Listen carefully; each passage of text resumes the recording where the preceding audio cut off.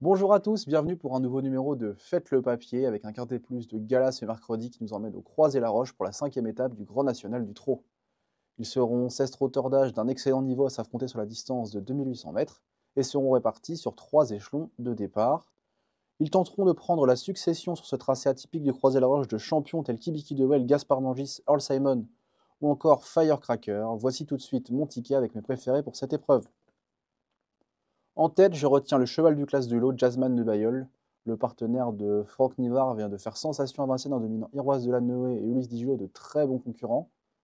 Il est idéalement engagé à la limite du recul au troisième échelon dans cette épreuve. Je pense qu'il peut s'imposer ici et changer de dimension dans les mois à venir et pourquoi pas devenir un cheval de premier plan qu'on pourrait retrouver au départ de groupe 1 tel que le Prix d'Amérique.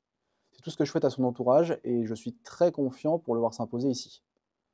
Derrière, j'aime également bien la candidature d'Horacius Della, le numéro 9. Revenu à son top niveau, il s'était imposé à Vincennes avant de confirmer en terminant troisième derrière Ulysse Dijot et Roise Delano et dernièrement au prix d'une très belle fin de course. C'est plutôt un cheval qui aime animer les débats et il nous a surpris ce jour-là à grosse cote en terminant très vite. Il s'entend bien avec Alan Gendreau et je pense qu'en musardant à l'arrière-garde, il peut encore tracer une belle ligne droite et pourquoi pas venir terminer sur le podium à grosse cote.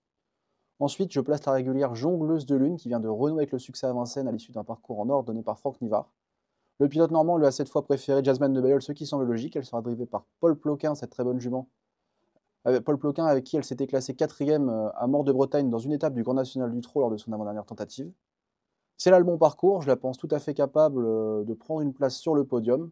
Ça semble être une bonne base au départ de ce quintet plus. Derrière, j'aime beaucoup également la candidature d'Hold Up du Saptel. Certes, qu'il devra affronter plus jeune que lui, mais il a certainement été préparé par son habile mentor Pierre Verla pour cette épreuve. Il adore le croiser-la-roche. En 5 sorties, il a gagné 4 fois sur cette piste et pris une place. Dernièrement, il aurait pu finir plus près de Jongleuse de Lune s'il avait été plus heureux dans la phase finale.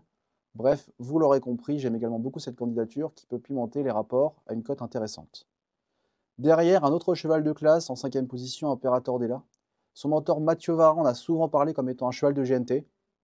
Maintenant, j'ai un peu peur ici qu'il fasse le travail pour les autres parce que c'est un cheval de train qui aime bien animer les débats. Donc j'ai peur qu'il aille très vite en tête et qu'il se fasse un peu cueillir pour finir.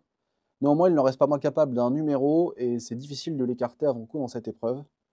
Candidature très solide et ne cherchez pas l'animateur de la course, ce sera certainement lui. Ensuite, un autre cheval de classe, quatrième du dernier critérium des 5 ans, s'il vous plaît. Django Vici, le partenaire de Benjamin Rochard, qui a fait le choix de cette drive au départ. Maintenant, le protégé d'Antonio Ripoll Rigaud est mal engagé dans cette épreuve.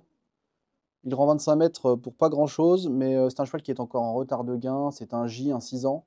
Il est plus jeune que ses adversaires, il sera allégé cette fois dans sa ferrure, notamment aux antérieurs, parce qu'il sera plaqué les antérieurs et déféré des postérieurs. C'est un élément qui nous a parfois surpris dans des épreuves d'un niveau encore supérieur à celle-ci. Donc méfiance sur cette candidature, même si ces dernières courses ne sont pas forcément emballantes. Et enfin, pour terminer mon ticket, un outsider qui je pense sera très spéculatif, à savoir Eddie Darling. Le cheval de Jean-Michel Bazir avait réalisé un hiver un peu catastrophique, nous avait beaucoup déçus, que ce soit à Ken-sur-Mer ou à Vincennes. Mais dernièrement, il vient de se réhabiliter à Vincennes par 2 fois en prenant des places. La dernière fois, il trottait tout de même moins de 10 sur un parcours de vitesse. Drivé par Franck Ouvry, un des spécialistes de l'hippodrome du Croisé-la-Roche, je le crois capable également de venir pimenter les rapports à l'issue d'un bon parcours. Ne sous-estimez pas cette candidature. Pour mon ticket, je vous propose donc un quintet plus combiné en 7 chevaux, avec en tête le 14, suivi du 9, du 5, du 6, du 2, du 8 et du 11, le tout pour un montant de 10,50 € en flexi 25%. Si vous souhaitez retrouver toutes les informations sur cette étape du Grand National du Trot, mais aussi sur toutes les réunions à venir, notamment l'Elite Lopette qui aura lieu ce week-end à Solvala, je vous invite à vous rendre sur equidia.fr. Et quant à moi, je vous dis à très bientôt pour un nouveau numéro de Faites le papier.